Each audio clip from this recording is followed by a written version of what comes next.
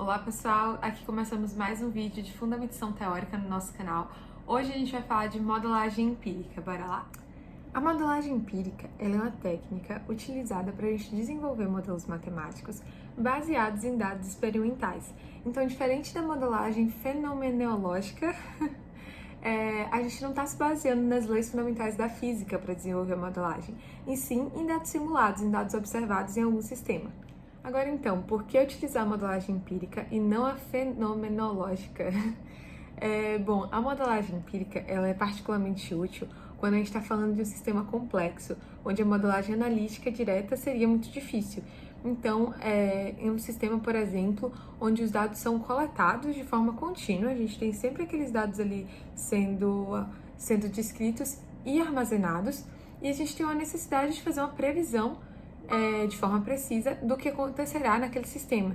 Então, assim, a gente consegue, em um processo industrial, aplicar uma modelagem que consegue prever essa resposta no tempo. Um conceito importante que a gente tem que entender quando a gente está falando de modelagem empírica é a identificação de sistemas.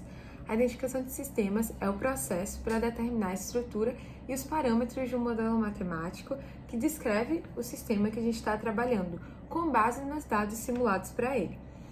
E aí, isso vai incluir a escolha da melhor forma de modelo, por exemplo, a função de transferência e a estimação de parâmetros que melhor ajustam o modelo aos dados observados.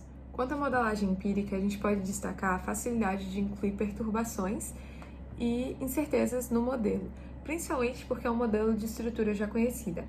No entanto, tem um lado negativo também, que esse conhecimento, já que ele é com base em um input que a gente entrega ao sistema, ele vai ser limitado, né? Então ele não consegue passar daqueles dados simulados ou experimentados que a gente proveu para o modelo.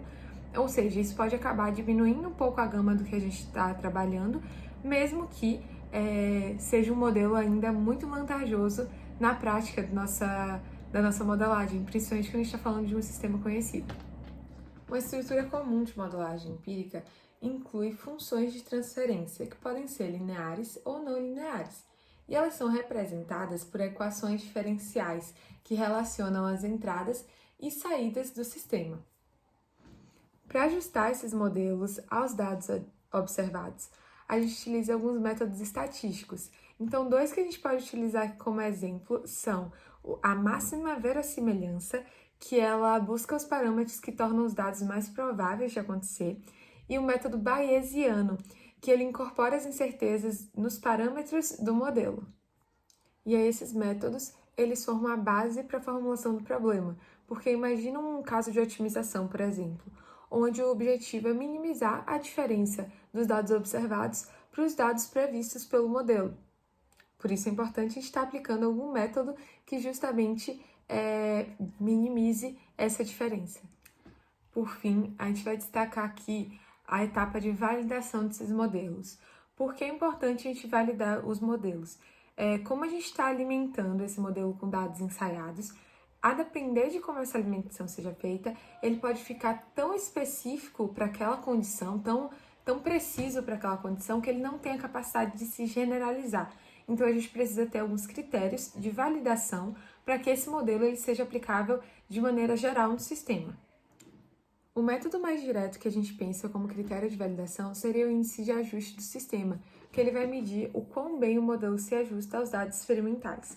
Mas, além disso, a gente vai citar alguns critérios utilizados, já conhecidos, que são aplicáveis para o que estamos estudando. Então, o primeiro é o critério de Akaic, que penaliza modelos mais complexos. O próximo é o MDL, que é Minimum Description Length, que busca um modelo mais simples que ainda explica os dados. E o FPE, que é Final Prediction Error, que estima o erro de previsão para novos dados. Por fim, recapitulando sobre modelagem empírica, é uma estratégia muito importante quando a gente quer prever modelos, principalmente quando a modelagem fenomenológica não for aplicável e for muito complexa, né? For um desenvolvimento muito complexo para a gente estar aplicando alguma lei indiscutível, digamos assim. Além disso, a gente sabe que a gente tem que tomar bastante cuidado quando a gente vai utilizar uma modelagem empírica, porque existe a chance da gente colocar algo muito específico nela, ela não tem a capacidade de generalizar aquele conteúdo, mas é uma ferramenta muito importante, principalmente em processos industriais, por isso é importante a gente ter esse conhecimento como universitários de engenharia. Por aqui a gente finaliza o nosso vídeo sobre modelagem empírica. O próximo vídeo vocês vão ver a modelagem matemática desse conteúdo. Eu espero que vocês gostem e aproveitem o conteúdo do nosso canal.